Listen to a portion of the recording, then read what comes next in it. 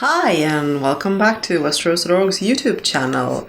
As you can see by the fact that I've got Elio with me today, we are going to be doing a Song of Ice and Fire video rather than a Game of Thrones video.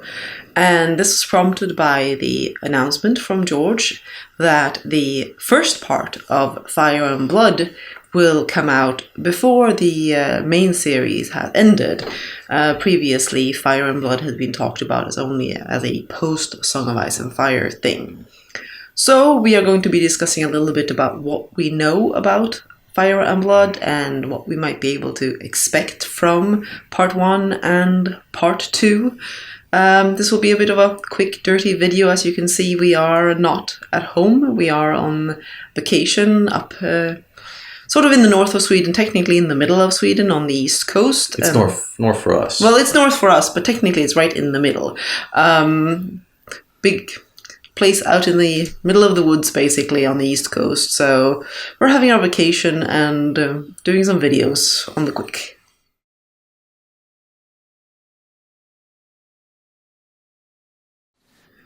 What is Fire and Blood? That's a question that on the tip of the tongue of a lot of people. A lot of people were asking about it. A lot of people who read The World of Ice and Fire wanted to know, where is the Targaryen history?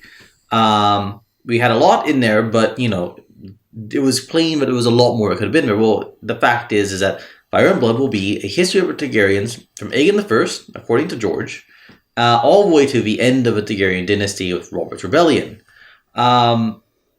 We always thought, George always said, this is something he's going to write after Song of Ice and Fire is done. And then, so this announcement was a big surprise to a lot of people, I think. And to us as well, because we didn't really think of this point, which was, he's going to do Volume 1, and Volume 1 is coming out next year, maybe early the year after, because, in essence, thanks to the work on The World of Ice and Fire, almost all of it is done already. He wrote a lot of material for The World of Ice and Fire. And as it happens, the Targaryen material he wrote is almost entirely covering what will become Volume 1. So it's essentially done. And how that works out, well, we'll get into that in the next segment.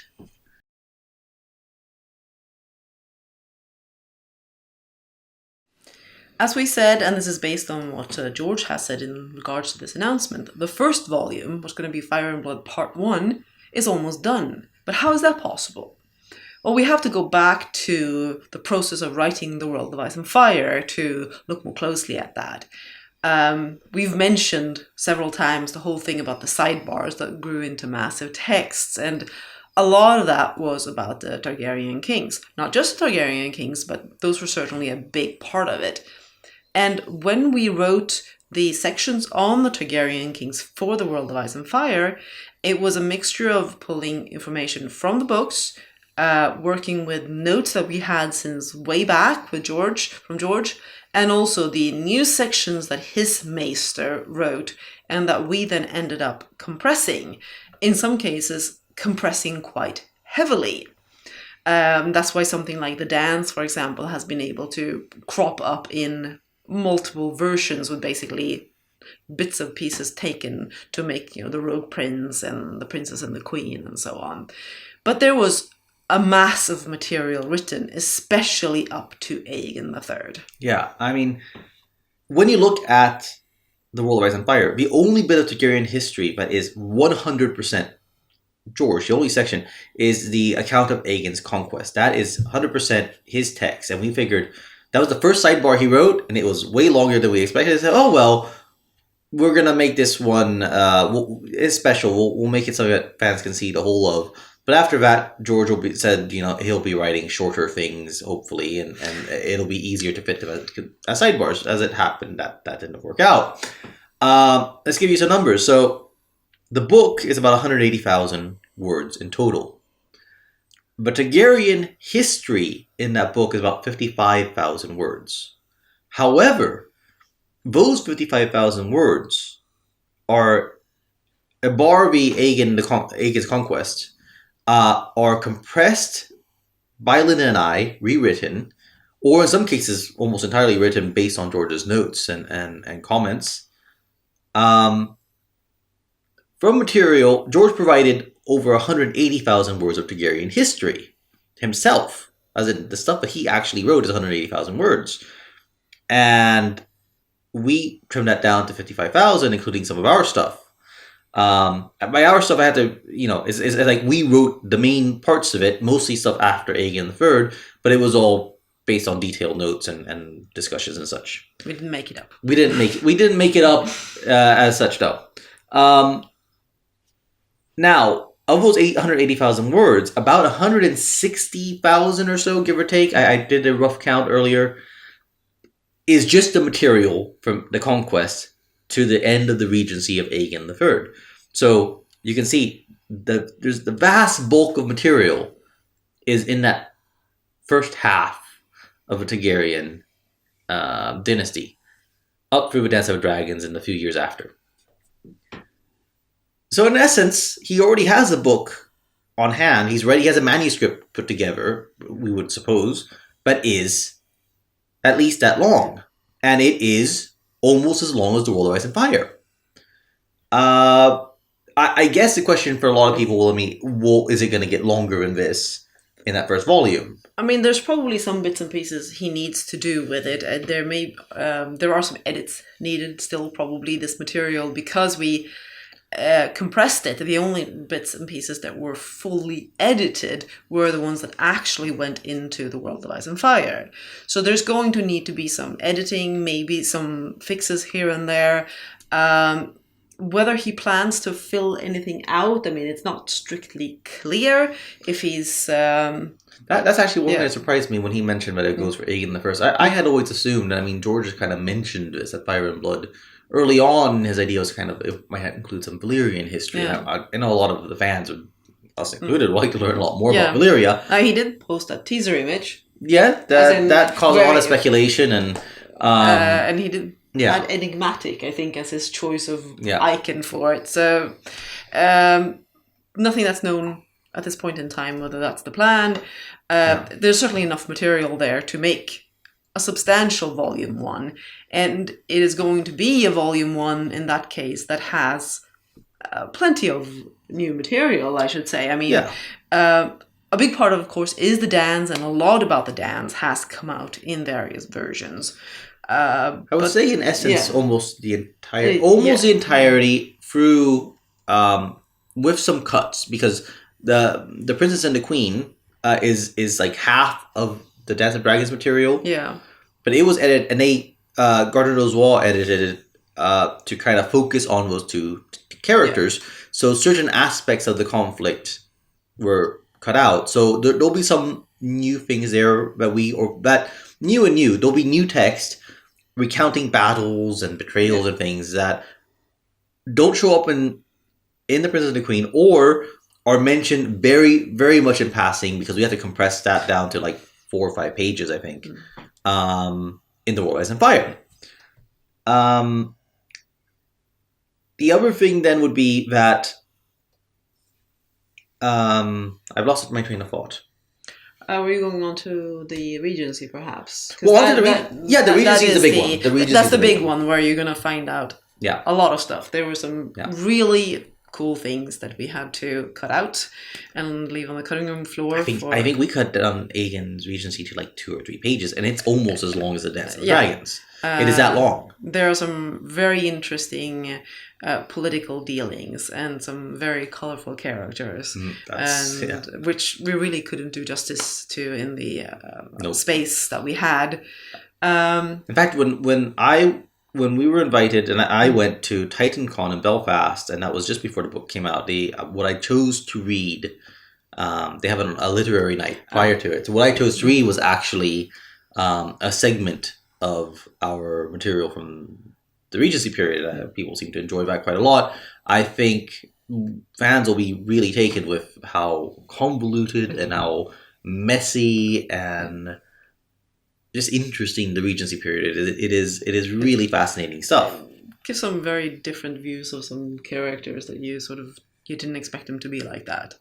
And then I keep forgetting how much we got in of the some of the later Dornish conflicts. I don't know how much of that made into the Stormlands material. And we have bits and pieces that we but obviously get scattered throughout all the uh, sections of the War, Ice and Fire. Or not all, but the Stormlands and the Reach, I think, Yeah. each got a little bit of stuff about Dorne and.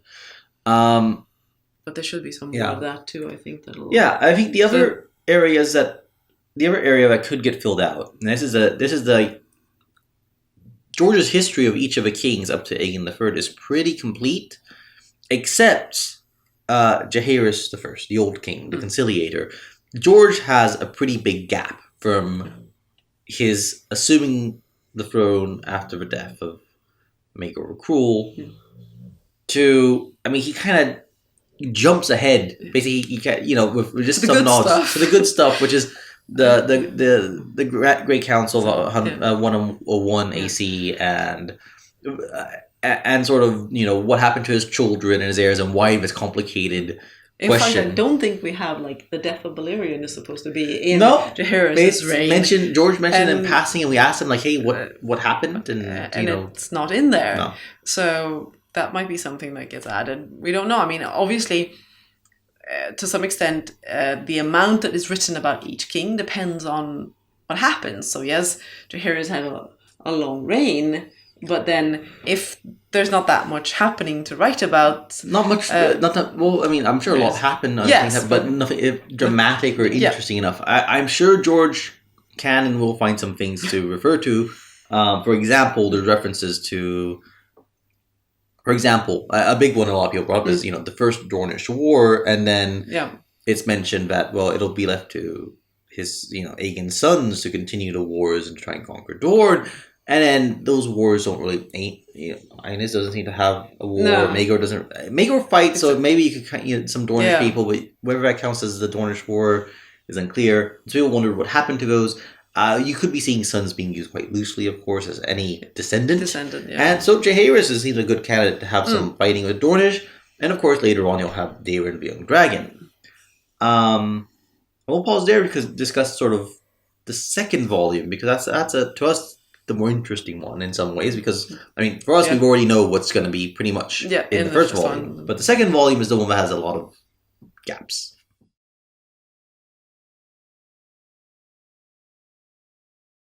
So the second volume, now that's the one that George says that one is now the one that's slated to be after Ice and Fire is done. It's years in the future. In part, this is because the material for it. And I notice you may hear some snoring in the background because Breeze has decided that he wants to sleep. If he's still sleeping when we're done this video, I'll add a little extra so you can see him. Away. But that material is about 20,000, 25,000 words, and it's from George. But George actually did, but is scattered a bit. Aerys II, he wrote a good amount about him.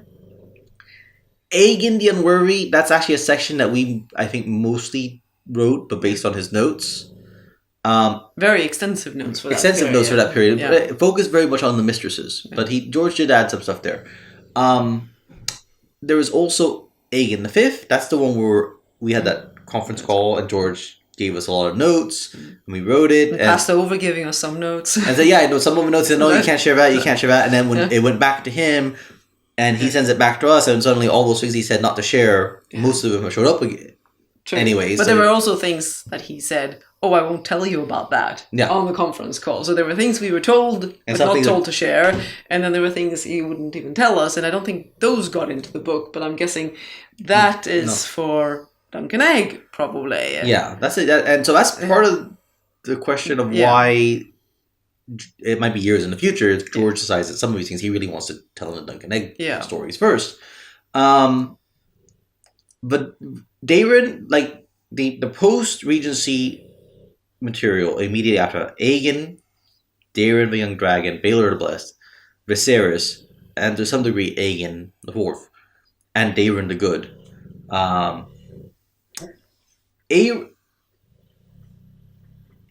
Aerys the First is, I think, more of a mix. But everything up to that point, it's largely our direct writing. And it's not, again, I keep having to say this because I know that people forget this. It's based on George's notes, it's material, but we wrote it. So George himself has not, outside of notes, written this stuff. So presumably he will want to do so, and he will want to do it in Gildane's voice. Since both sections are Yandel, our maester, was writing it, and he would sometimes reference Gildane, and he'd reference other maesters and other chroniclers. George will certainly want to do it himself, but it means he will have to do it, or possibly, we don't know, we haven't talked about it. We know in an interview he said that we're going to help him with Fire and Blood.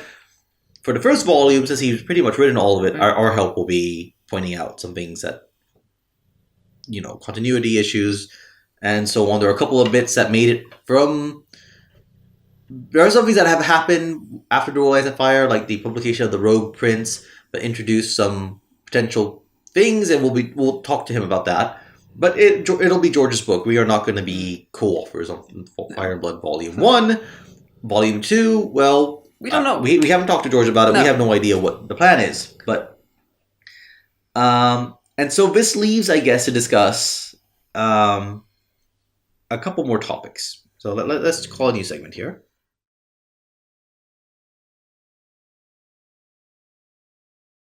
Obviously, he announced the book, and as we were saying here, most of it is written for the first part. So why is it going to take so long for the first part to come out? He's saying late 2018, early 2019. Well, we imagine that with a book like this, he will want to make it a coffee table book thing with illustrations. They will probably reuse some art from the World of Ice and Fire. We don't know, but again, that's a likely guess, I think. If they want to commission new stuff, that's going to take time to produce. The layout of a book like this takes time. You can't just push it into the schedule at any point. You have to have the packaging company do... from the not quite complete manuscript, but from more or less complete manuscript to final, manuscript with layout and all, it was months and months. Yeah. It took a long time to get They can't rush this in the way that, they talk about when we get the manuscript for The Winds of Winter, they can turn it around in 2 or 3 months. You can't do it with this sort of book. The layout is much more complicated. And you're so dependent on what art you're going to get, what format you're going to get, unless you kind of pre-plan exactly all the proportions of all the art, and you're not going to be able to start laying out the text. No. So that's going to be a part of it. Even if they have the bulk of a text, minus whatever, even the fact that it's just the bulk of a text and not quite the whole text, assuming George is going to fill out some of those Jaehaerys or a little bit of, the pre-conquest Dragonstone. Yeah, that will make perfect sense to have at least something on... Yeah. So that's going to be the big part of it. And the fact that George has a little bit to write. And to be honest, absolutely honest, books like these of lots of art are expensive to produce. The publisher is laying out a lot of money. So it makes sense that regardless of where they are in terms of final manuscript and regardless of where they are on artwork, they will want to probably aim for a kind of holiday. That's probably their ideal. Holiday 2018. Because our book was a holiday 2014 book. It just makes sense that this is the kind of book that you want to give as a gift, and you want to give a chance to put it in front of people during the holidays, so that or ahead of a holiday, so they can buy it as gifts for people and get better sales. Yeah. So there's also the potential of when is the final season of Game of Thrones airing. There's been some talk about the fact that it may not air next summer. They may push it further because it's going to take a long time to film these extra long 6 episodes that they have for the last season. So if they are airing that, basically winter 2018, as in late 2018 or early 2019, they may be looking to put the book in conjunction with that. Again, perfect marketing sense from that. And then I guess, speaking further of Game of Thrones, there's the potential of the spin-offs. We don't know what they are. Successors, fine. We don't know what they are yet, or, if anything goes ahead. If anything is going to be using Targaryen history, it would make perfect sense to have some sort of connection to when that is announced. Yeah. That may be them taking a gamble at Yeah. this point that, well, it's looking likely that something might use Targaryen history when it would be nice to have a book with more Targaryen history. So there are a lot of things like that would play a part, not just the actual production of the book. Actually, and you made the observation that when George made his posts about Fire and Blood, the tags for that one included Game of Thrones HBO, which was, I think no one really commented on the tags, but that certainly seems to suggest that at least one of the proposed successor shows, at least one and perhaps more, are drawing from the Targaryen history as published in The World Ice and Fire, as published in The Princess and the Queen and The Rogue Prince. And then he might want to have a full version of that out as well. Yeah. Before, obviously, it's going to be a good while, even if they make a decision on a successor show next year. It's not like it's going to launch. Yeah, it's not going to launch on the heels of the final Game of Thrones season. No. But still, it would be having this book out in advance of that would also seem like a nice, nice way of doing it.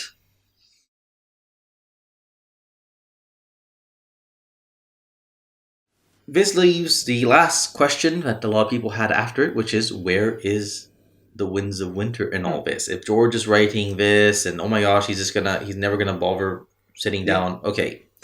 You can read George's own post. He explains quite clearly. Of course he's working on it.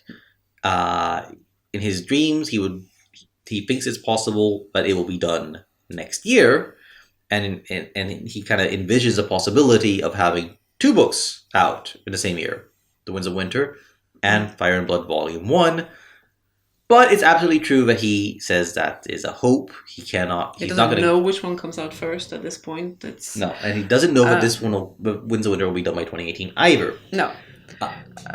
I guess one could say one thing is that the completion of Fire and Blood Part 1 is very unlikely to have any significant impact on, even if George wasn't doing Fire and Blood Part 1, I don't think that would magically mean that Winds of Winter would be out for certain, because there isn't that much for him to do. There's not that much to do, and as we ourselves saw when we were working with him on The World Ice and Fire, I mean, fake history comes a lot more easily.